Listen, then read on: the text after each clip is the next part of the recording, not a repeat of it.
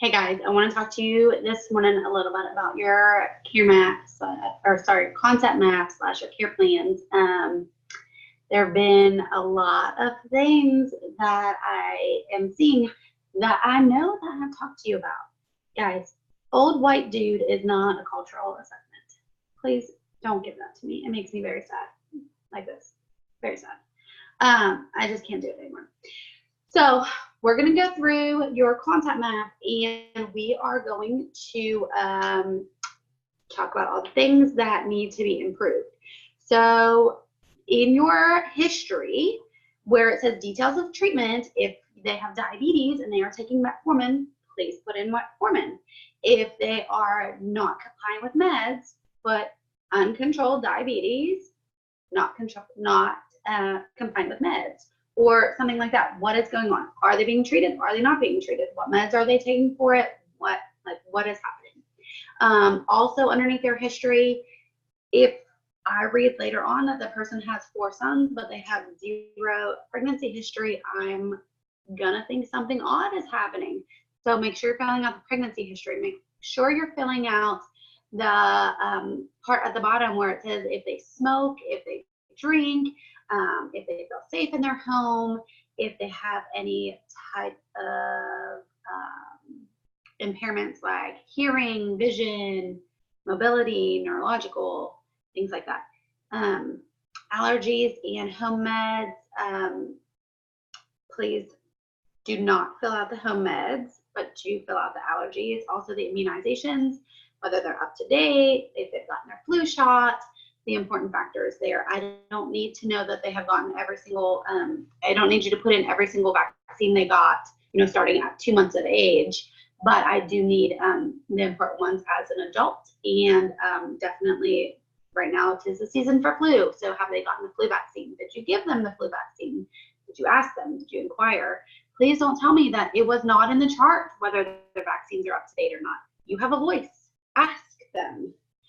If they don't know, then that is fine. You can say, patient unable to, unable to recall if they've had their vaccines up to date or not. But just telling me it's not in the chart, it's not acceptable.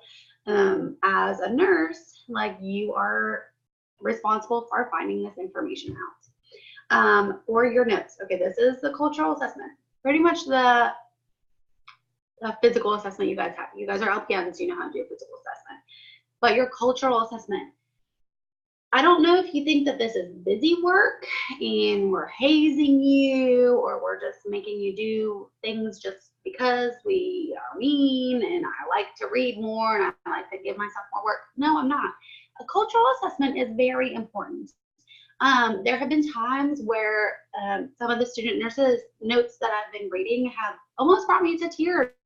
Like somebody has a cat at home that is an outside cat but comes every night to get milk, and it just had kittens, and this patient is super concerned about the cat and they can't focus on their feeling. They can't focus on what they need for themselves because they're so worried about this cat. We've been able to call a neighbor and have the neighbor confirm that they're going to put a bowl of milk out for the cat every night. And you know what? That made a huge difference in the patient. Sometimes 2 or 3 minutes of talking to them is all you need to figure out what do they value. Don't tell me, just tell me that they're a Christian. Do they want a pastoral consult? Would they like to talk to their own pastor? Just because most people have cell phones today doesn't mean your patient does. Doesn't mean your patient has the ability to make the phone call. Maybe their vision isn't great right now and they can't find the buttons. They can't press the buttons to call who they need to call to help them. Or it could be something as simple as they are an elderly Caucasian male, and they are going to value being looked at in the eye when spoken to. They're going to value if you sit down next to them and speak to them. Or maybe it is a young Muslim woman who is going to she's going to require maybe just as many as possible female caregivers instead of male caregivers. We can't always accommodate that, but we can try. And she's also not going to value being touched often. Or maybe it is someone who does value touch, who likes it if you sit down on their bed and hold their hand and talk to them. You guys have one patient right now. In a few months, you're going to graduate as an RN, and you might have 6, 8, 10 patients. You might not have the time to sit and talk to every patient, but right now, I know you feel busy, but you can find 5 minutes of your day to sit there and talk to them and find out what is important. And this will help you, this actually will help you in your communication too. And it might even help you on your exams, finding out what questions patients respond to. How do you get a patient to open up? What are some ways that what are some things that you can do that make patients feel comfortable? You might make a mistake and the patient might feel uncomfortable, and then you learn from that. So all of these things are very important. We are not hazing you. I don't like to read extra stuff. I don't have to, guys, every time you make a mistake, I have to write a comment about it. It takes me so much longer. Like, I don't like to do that to myself. Just think about that. Take a couple of minutes, try to figure out what this patient values, what this patient feels is important to them, and how you can incorporate that knowledge into your care for the patient. Okay, I appreciate that. Flow sheets, that's pretty good, except faces. I don't know what 70-year-old you're given a little chart that has smiley faces and frowny faces on and asking them to point to. I'm pretty sure you're not. So please make sure when you are documenting that you are assessing their pain using the correct pain scale. Okay, and you're probably not doing 2, so don't do 2. Faces is not how their face looks. It's a pediatric tool we use. If you're not familiar, reach out, ask me, or Google it, faces pain scale, something like that. Otherwise, I'm looking over here, so I'm looking at my other screen to make sure I don't miss anything. Your orders. You're doing great on your med orders. I love the details that you're giving, especially why is the patient taking this medication. That is great. I've seen a lot of good information there. But dude, where are your other orders? Are they on oxygen? Are they getting physical therapy? Do they need wound care? Are they on a special diet? I know it says on here that you do not need to include all other orders here, which is true, but you gotta have something. Anything that supports your nursing diagnoses diagnoses on the concept map. So there's gonna be something. There's gonna be oxygen. There's gonna be a diet. There's gonna be, like I said, physical therapy or activity level. Are they bed bound? Are they up with bathroom privileges? Are they to walk 3 times a day? Something like that. Okay, your SBAR, this should be enough information that I can sit down and take care of that patient. So I don't need, a 700-page essay, but I do need to know what is important to take care of this patient. Now your care plan, most of these are good. You're writing your diagnoses well with all three components of the diagnosis.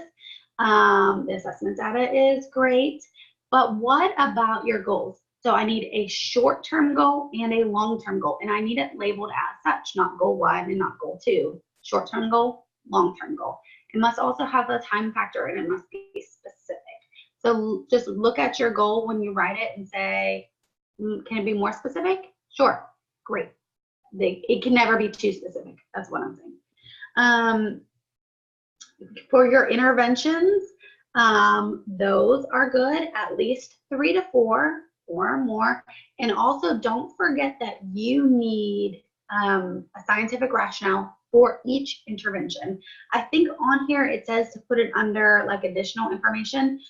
You can do that, but if you're doing that, make sure you're matching them up. Intervention 1 up here, rationale 1 down here. You can also just put your rationale, at least for my papers. You can reach out to Ms. Hamilton and ask her, but if you want, just write it right after the intervention rationale right there next to each other. And to be scientific, it can't be like, oh, Miss Paget's thinks this because that's what Miss Patchett says in her head.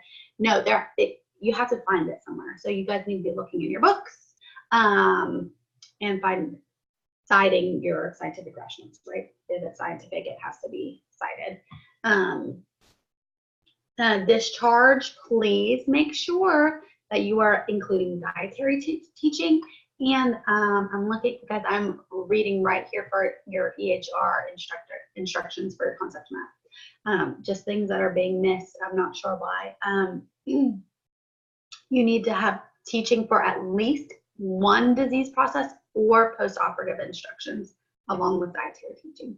So I know your patients aren't getting discharged right now, but discharge planning begins upon admission, right? So they have been enrolled. We can start planning.